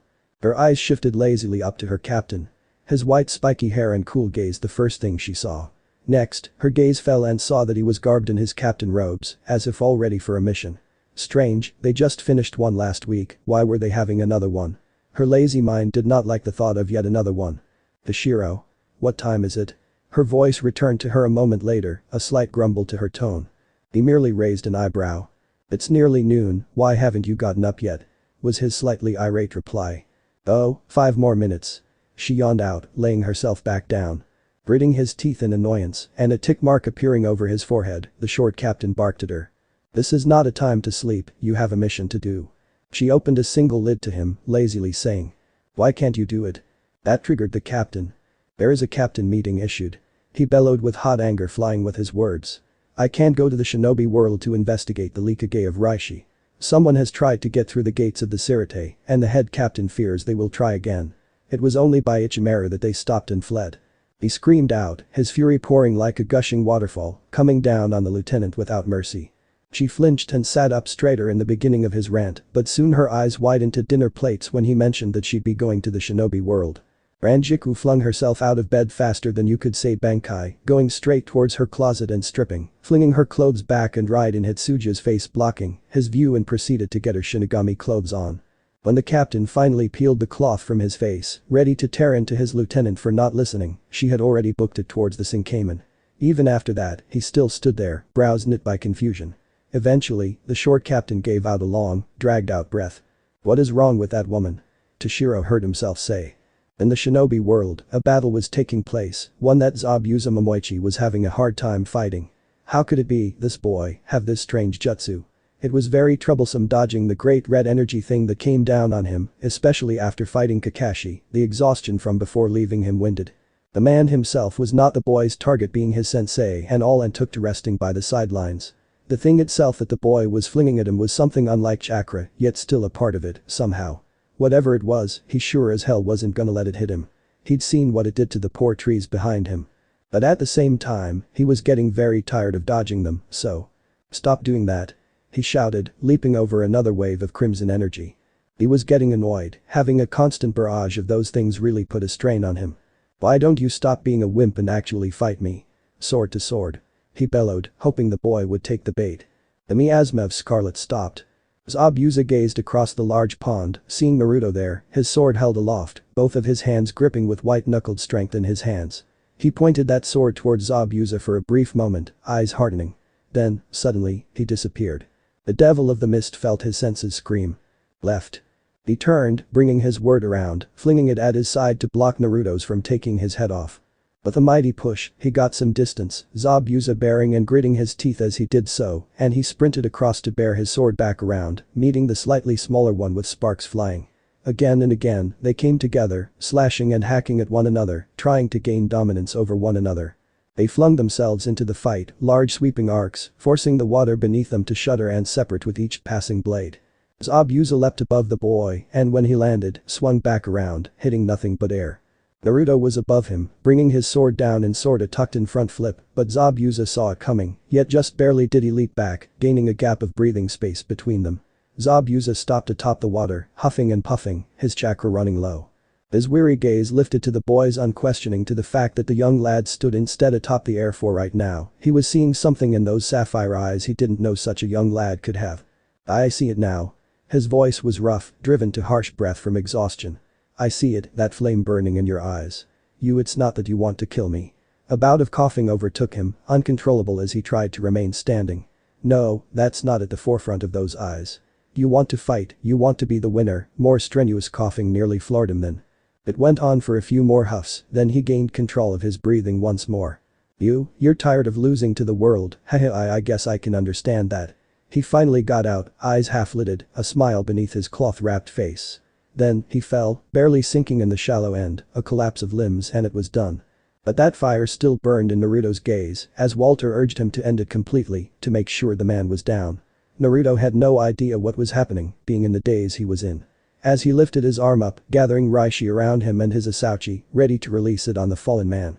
He swung down, that crimson energy lashing out in one large sweeping arc of scarlet, racing to cleave the devil of the mist and twine. It rushed over the land and over the pond, uncaring for any and everything, crashing through waves and water unabated. Then, it reached Zabuza's fallen frame. An echo. The gust of grey particles came rushing in to block the blood-red Reishi, just in time too, any later, and it would have been too late to save him. The grey particles ground against the energy, both trying to gain the upper hand. But soon, in a flash of light, the Reishi exploded harmlessly against the grey wall.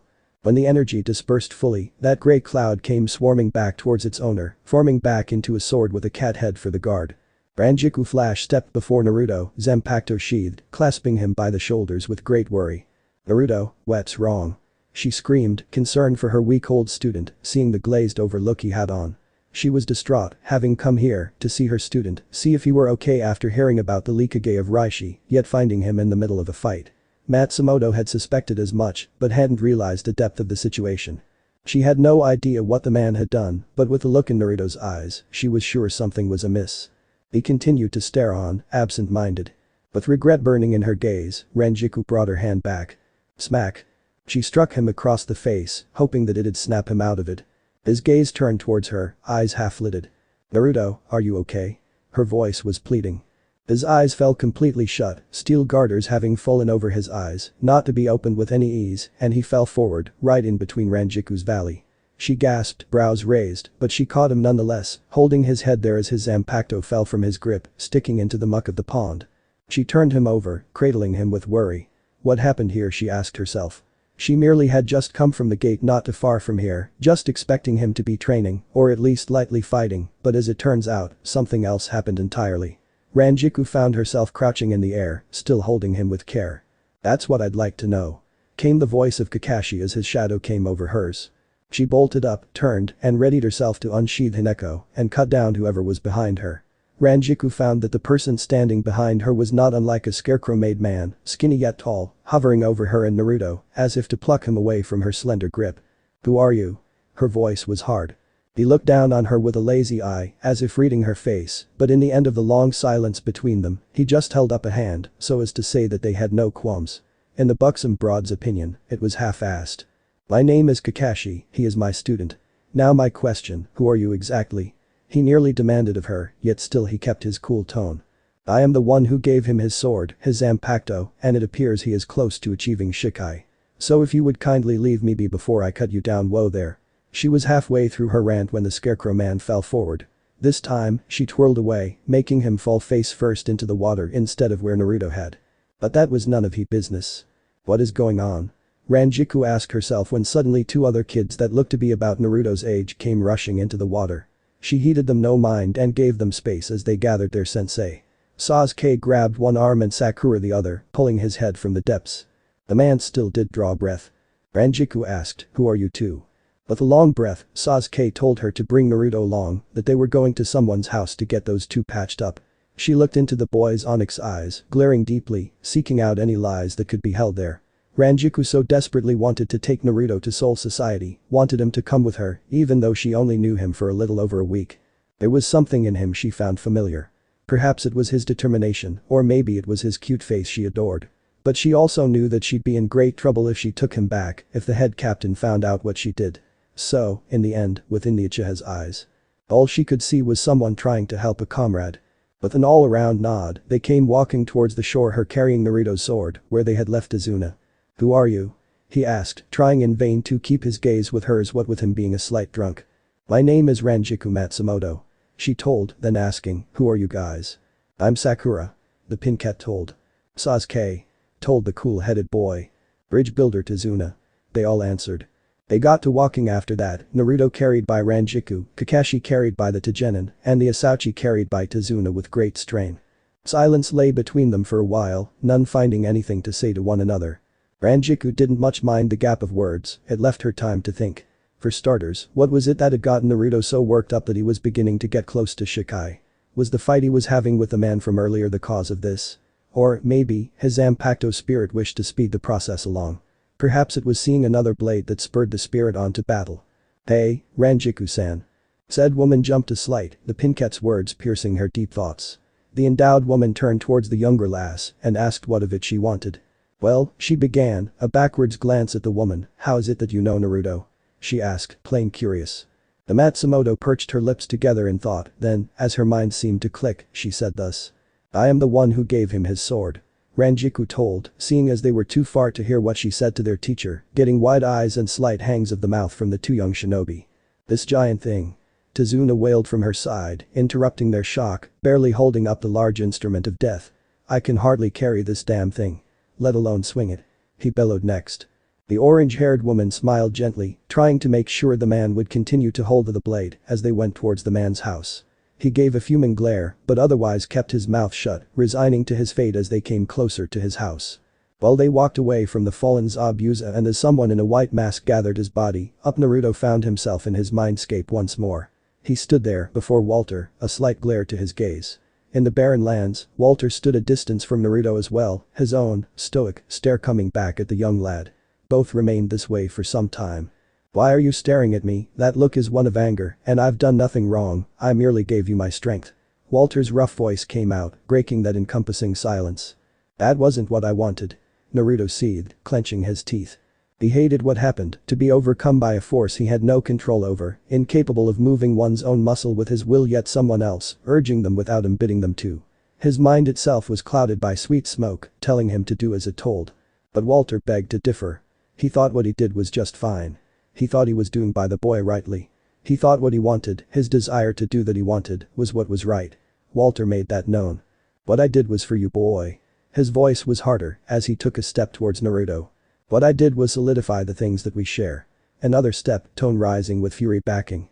"What I did, Naruto. What I did for you was to make sure you won." His full rancor came down on the boy then, a great billow of rage set on the lad, unmerciful with its weight. Naruto did not flinch away from the tall man, his determined glare still staring and blaring into Walter's eyes. His lips curled back, hot anger fueling him now as well, prodding him on, as he bared his teeth to his Zanpakuto spirit. "That doesn't matter." He exploded out with a graveled chorus of fury. "I want you to help, but that doesn't mean I want to be some kind of blind, raging monster." Naruto flung his words with venom dripping between. With fist clenched and fury raging in him, he swung. Whack. For the first time, in what seemed like a very long time, Walter was surprised. It was a nice punch, he concluded. It stung him, it had some actual force behind it. The punch actually bit him, a small cut appearing over his cheek, where the boy had knocked him one. Oh, but for his words, the things the boy spat in his face, for those things. "I am triggered." Wham. Walter delivered his own white-knuckled punch, a devastating blow that threw Naruto an almost literal ragdoll with enough force that sent him rocketing across the plains of the desert. When enough of the blow began to fade, he struck his head against the hard ground first, which began to torque his body round. Tumbling end over end in a cartwheel of painful rolls, he finally, in teeth-clenching pain, came to a full stop when his back crashed into a large boulder. Walter was already there, squatting next to the lad, the boy's body beaten up with eyes half-lidded. "Now you listen here, I will continue to help you, despite what you just said, but have no doubt in your mind, and keep the words I speak now engraved into your thick skull, that the next time you try to fight me, make sure you can put me down, and keep me down. Because if you don't," here he trailed, leaning down to the boy's face, spitting out, "I will kill you." He leaned back and away, standing up so that Naruto could only see his boots and legs. Then, Naruto heard him say, "Now wake up and get out of my world." Naruto's sapphire orbs slid lazily open, recognizing a warmth and softness, perhaps a comforter or flush blanket was wrapped round him. It were angel's wings tucking each light-filled feather firm yet comfortably against his tanned skin and tender flesh, caring greatly for each little digit or ligament, forsuring naught but his comfort. Was it though? He thought through bleary eyes, each filled with the clouds of the beginnings of a wakefulness. Then the fog of his dazed eyes cleared. His first cognitive thought was that of a simple pondering. First, why was there a mound of supple flesh the immediate thing he saw when he awoke? The next, simple it was, is why his arms were wrapped in a firm grip around some slender frame.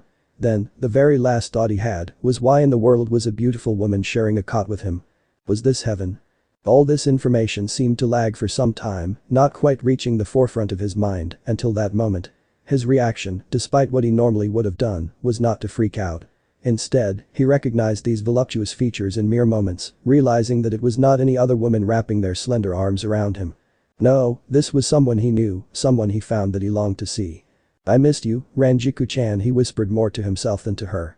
Naruto didn't care if she heard what he said then, instead, he sunk deeper into her valley, eyes closing once more. Sleep did not come, not one bit, there was not one sinew in his body that ever felt any exhaustion right then, right there. He simply just did not give a shit. He cursed, eyes opening once more, brows furrowing to fine points as he realized something. He had been fighting just a bit ago, and he remembered defeating the man Zabuza. He remembered that Walter had nearly killed through him the Devil of the Mist. The man, as he recollected, lay in the pond, only due to chakra exhaustion. So if he was to say, like any other nin, to have a teammate in the incident that he had fallen into a sticky situation, get him out of it. That meant that. Oh, sugar honey iced tea. He's still walking. He closed his eyes tight, breathed in a deep breath, and let another long, drawn-out curse. He opened his blue gaze once more and noted that Rangiku was still sleeping soundly, despite his foul mouth. Making the sign behind her back and channeling his chakra, Naruto made a clone standing right behind him. With another few subtle sign, he used Kimawari, switching him and his clone without even disturbing the orange locks flowing down her angelic face. He leaned down and told the clone to keep it quiet and to make sure she didn't wake up until he came back. "Can do, boss." The clone remarked with a slight grin, making sure his voice was low so that he would not awaken the lass. Nodding in approval to his clone, Naruto snuck himself into the next room grabbing his Zanpakuto on the way. He found himself in a kitchen, finding Sasuke, Sakura, and Kakashi who was quite bandaged up, all of who were sitting down and chatting with Tazuna. There was a young lady he did not know of there too, dark hair and a pleasant way about her she did have. She saw him first and greeted him kindly, a smile of gentleness warming her face. Her name was Tsunami, he soon learned, the bridge builder's daughter. The woman had him sit and he did, as she gave him a small bowl of ramen. His eyes lit up to bright and shining sapphire orbs brilling with thanks as he dug into the small meal. "My, such a hungry lad." Tsunami commented, a damn near grin on her face, happy that someone a complete stranger no less would so eagerly devour her food, even if it was not much food. "Ish good," he told, an adamant grin on his whiskered visage, happy to eat such good ramen. This pleased her well, it seemed. After he consumed his ramen, Kakashi asked, "So Naruto, how do you know Rangiku?" It was almost cheeky, his voice was, but his tone was pinched, as if he had no time for lies. Naruto sat back, giving the man a slight once-over, but knew that there was no point in lying. "Do you remember that scroll Mizuki had me steal?" He began, telling them of all that occurred from then till now, even going over Walter and why he had gone into such a haze. But, even explaining his story to his best capabilities, they still had questions. Sasuke for one asked how he had flouted on the air, or when Kakashi asked about how he was able to move at such speeds. "Well, I'm not sure of that one, but you know that Raishi and Ryuko that I talked about." Naruto asked, getting a nod from the last Uchiha. See, I gather that beneath my feet, suspending me there, but I was being controlled so, I probably won't have enough control to do it now, Rangiku-san taught me what she could. Was his response, a shit-eating grin on his face. But Sasuke seemed to understand. He turned to his sensei next, his grin disappearing. It's a high-speed move that Rangiku taught me, it was the very thing that I used to get those bells from you. It is done by using as little as steps possibly when moving, and practice. The only reason I was able to beat you then was for that last reason. But, here his grin came back, if you brought out that Sharingan you'd probably see it coming a mile away. Naruto was about to stand and stretch when Sakura asked him something. But, how did you do that thing with your sword? That big slash and energy, how did you do that? Her expression was that of plain curiosity. He on the other hand lost his grin once more. I really don't know. Naruto looked anywhere but her, having not a clue how to answer her. Instead of pressing it, she asked him another question. Why do you and that girl sleep together in the same bed? His eyes flew right back to hers fast as if they were greased lightning. And saw the blush on her bright face. Naruto imagined he was too, counting the heat arising on his cheeks, and stuttered a slur of words, eyes blinking and darting like flies. The blonde found himself coughing in his own nervousness, turning to Kakashi for some distraction. Hey Kakashi. His voice was high and strained, cracking. So what are we gonna do now that Tazuna's back? Naruto's tone leveled some, yet still it held a slight strain. Well, I have reason to believe Zabuza is still alive and is healing as we speak, so for right now, our mission of protecting Tazuna is yet to be over. I planned on having you and the others work on tree exercises, gain some control over your chakra, so that we may be ready when he does attack. Naruto nodded, coming to the same conclusion when Rangiku came sprinting in the room, Shinigami clothes held loosely together, while his clone was tucked under her arm. The clone was very flushed in the position his head was in. Hey. No one is teaching him anything. That's my job.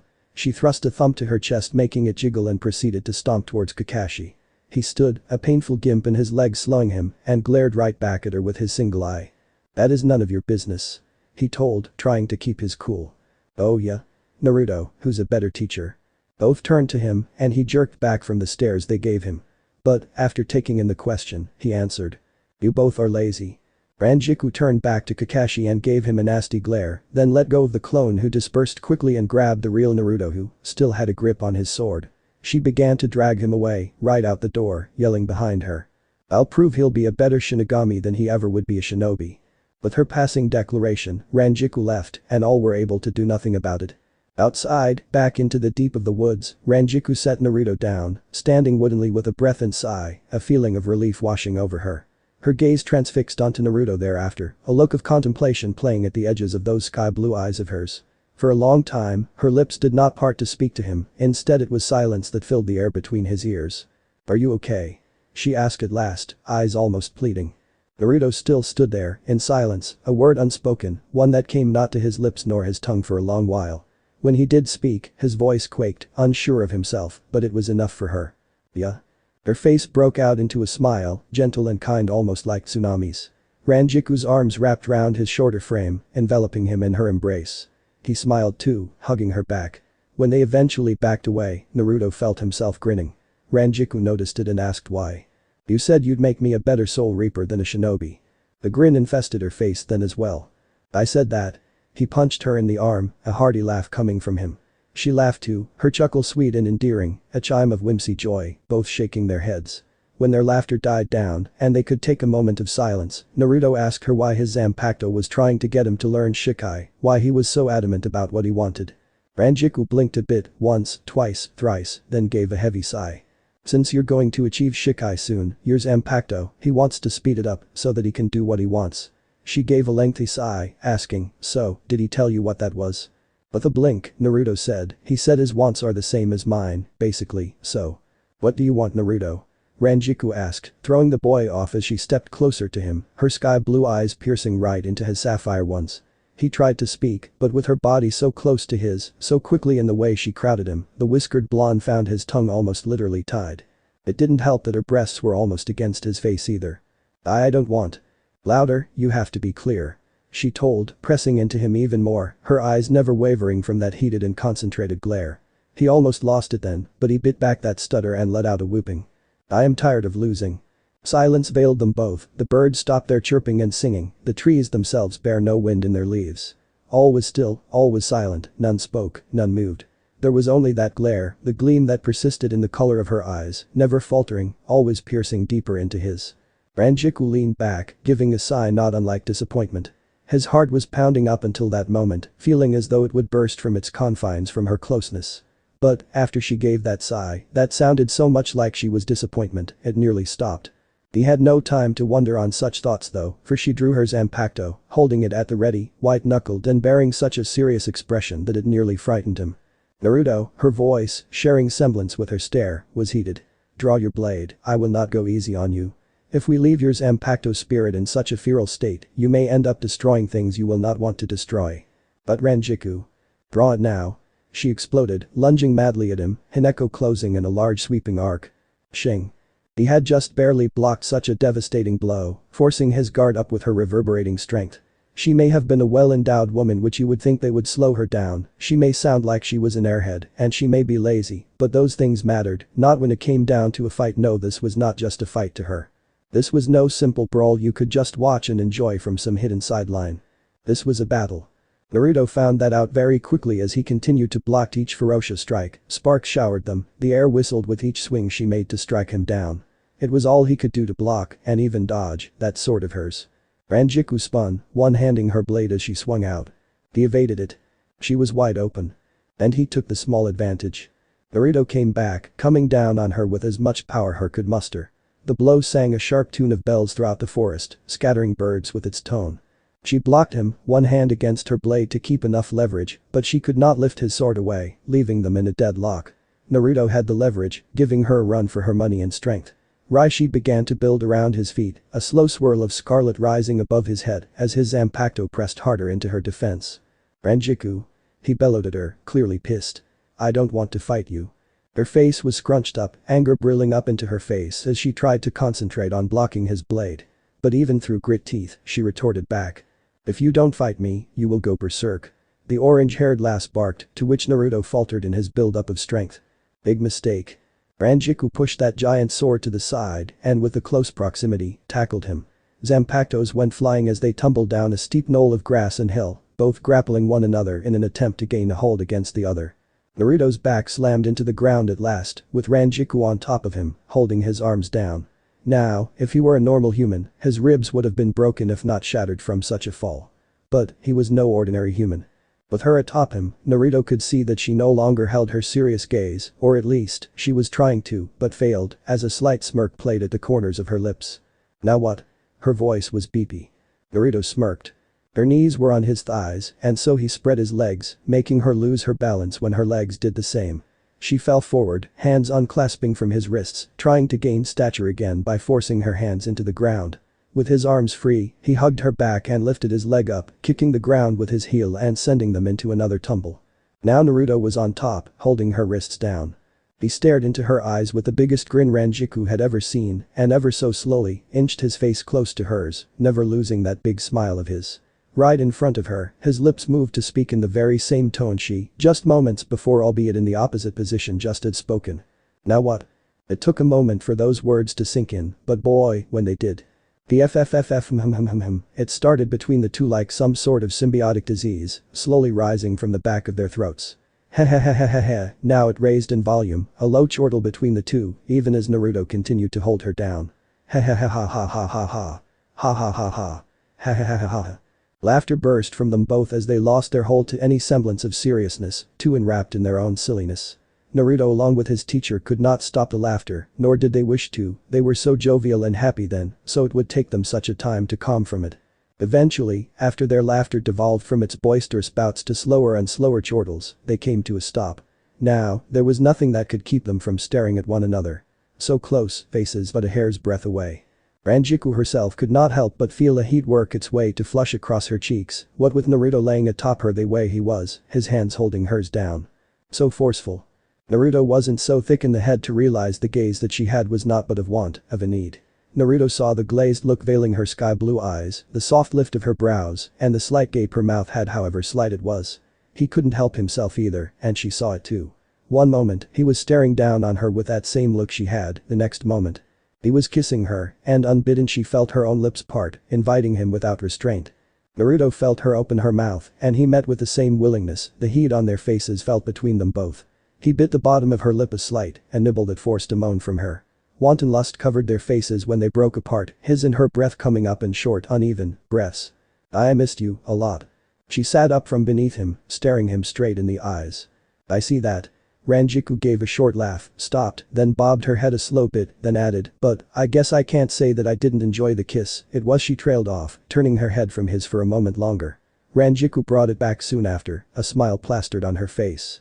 You're the first guy that was comfortable enough with me being so close to them. Usually they get scared off because of her voice trailed again, her eyes coming down to her chest. They're intimidated. He raised a brow to that. She nodded. And the ones that aren't are creeps. Her voice was actually decidedly pleasant then. Naruto grinned, leaning close to her again. Then what am I? He asked. Cute. Was her short reply. I am not cute. He yelled, offended that he was called such. He was thinking along the lines of valiant brave, hell, he'd take handsome. But, cute. She leaned into him, inches from his face. Her face nearly the same as it was since before the kiss, if more teasing than lustful. I like cute. She told. His eyes widened to silver saucers then. Naruto could be cute. Naruto liked cute. But too late, she backed away, that playful smirk on her lips. Naruto pouted, she laughed, and he gave a slight chuckle.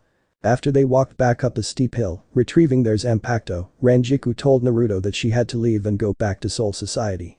He was saddened by this, but she assured him that sometime she would take him there so that they could hang out for a little bit, talk and maybe go on a date sometime. His head never nodded so fast in his life, so easily agreeing to the woman he began to think more than just a teacher. Rangiku left by the time it was nightfall. After wishing her well, Naruto came back to Tizuna's house, a smile on his face. He looked and saw that Kakashi sat in one corner, trying not to move too much so that his body would heal, and a smiling Sakura at the table, eating something with Tsunami on the opposite side, smiling along. Tizuna was in a chair, drinking sake. Sasuke was laid out on the floor, obviously having exerted himself way too much. Yo. Naruto greeted. Tsunami smiled and waved, Tizuna nodded, Kakashi gave a peace sign, while Sakura just gave a hey. Sasuke tried, in vain, to give a thumbs up in recognition. What happened to him? Naruto asked. Kakashi answered, he thought you were doing some intense training and pushed himself on the tree walking exercises a bit too much. Dat boy chakra drained. Naruto lifted a brow at the strange wording but said nothing else, placing his sword in the corner and sitting down next to Tsunami, thanking her for the meal. As he began to dig in, halfway through his meal, Sakura asked him what kind of training he did do and why Rangiku had already left. Oh, she had to go back to the place she lives. It's kinda hard to describe what she said it was. It wasn't, but he thought there would be more questions if he told her and anyone in the room listening that she was from a place where the dead go. She took the answer and smiled, but then asked about the training once more. Yeah, what is it that you two did? Kakashi asked, still a little angry that the woman had tried to exert herself as a more capable teacher than he was. But, if his ire showed, Naruto said nothing of it. In fact, he choked on his words, a bright blush creeping across his face. They were doubly intrigued by the stutter and flush on his cheeks, and pressed it further. As this went on, Tsunami moved to her father's side, asking him what was going on. With one arm on the top of the chair's frame, leaned back, and a single leg crossed, he looked on across the room, sipping his sake. Now I don't know what he and that lady were doing, but that ain't none of my business. So this part ends here. Alright, that's it for today's video guys, let me know in the comments section how was the story, and also don't forget to like, share and subscribe. I will meet you in another video, bye bye.